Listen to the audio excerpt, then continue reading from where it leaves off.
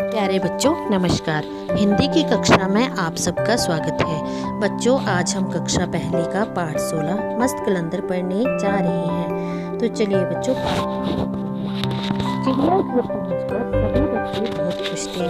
बच्चे चिड़ियाघर जाते हैं और वहां पर पहुंचकर बहुत खुश हो जाते हैं, क्योंकि चिड़ियाघर में आप सबको पता है तरह तरह के जानवर होते हैं जिन्हें देखकर बच्चों को बहुत मज़ा आता है। सबसे पहले उन्होंने ऊद बिलाव देखे। वे मछलियाँ खा रहे थे। तो बच्चों जब बच्चे चिड़ियाघर गए तो उन्होंने सबसे पहले वहाँ पर ऊद बिलाव देखे, जैसा कि आपको तस्वीर में दिख रहा है। वे सब पानी में से मछलियों को निकाल निकाल कर खा रहे थे और पानी का आनंद भी उठा रहे थे। अपने पिछले पैरों पर खड़ा होकर एक ऊद बिलाव इधर उधर देखने लगा और एक ऊद बिलाव पानी से बाहर आता है और अपने दोनों पिछले पैरों पर खड़ा होकर इधर उधर देखने लगता है।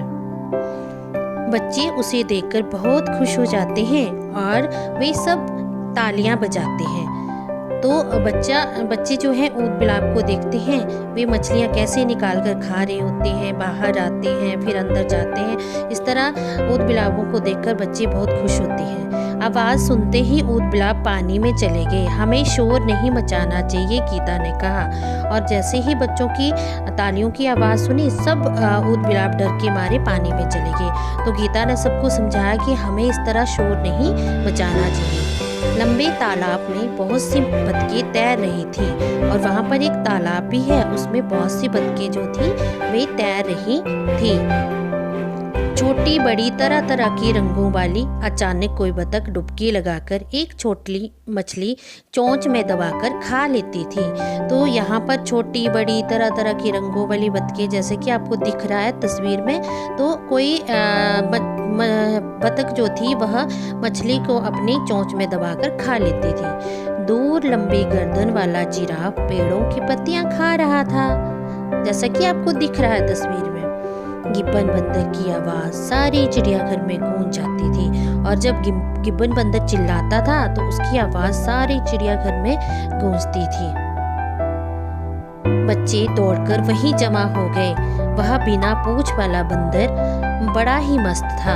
अपने पिंजरे की सलाखों पर कूद फांद करता हुआ बहुत जोर से चिल्ला रहा था।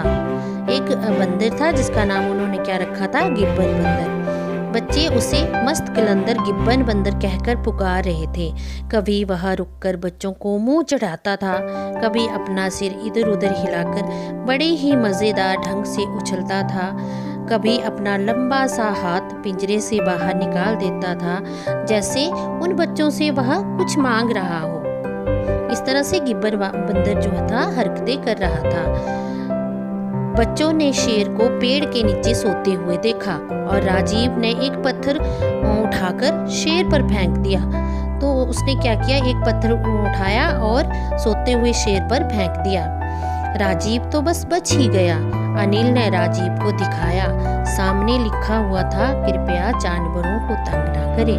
तो अनिल ने राजीव को समझाया कि हमें जानवरों को तंग नहीं करना चाहिए, इस तरह से पत्थर नहीं मारने चाहिए।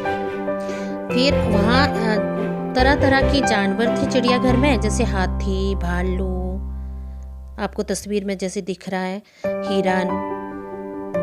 हिरन था वहाँ पर, लोमड़ी थी। तो इन बच्चों ने इन सब जानवरों को बहुत ही ध्यान से देखा।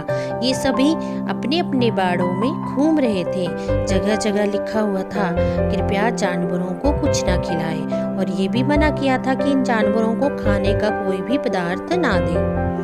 अब तक सभी बच्चे थक चुके थे, फिर भी जाने से पहले एक बार वे गिब्बन बंदर की ओर चल पड़े। अब वह एक कोने में बैठा हुआ था। मस्त कलंदर गिब्बन बंदर कुलदीप बोला, पर गिब्बन ने तो उसकी तरफ देखा तक नहीं। जैसे कि आपको तस्वीर में दिख रहा है, गिब्बन बंदर को कुलदीप बुला रहा है परंतु वह उसकी तरफ ध्यान नहीं दे रहा है। वह भी तुम्हारी तरह मनमौजी है, लीना बोली। मस्त कलंदर तुमसे मिलने फिर आएंगे, कहते हुए बच्चे वापस चल पड़े। तो बच्चों, इसी के साथ हमारा यह पाठ यहीं पर समाप्त होता है।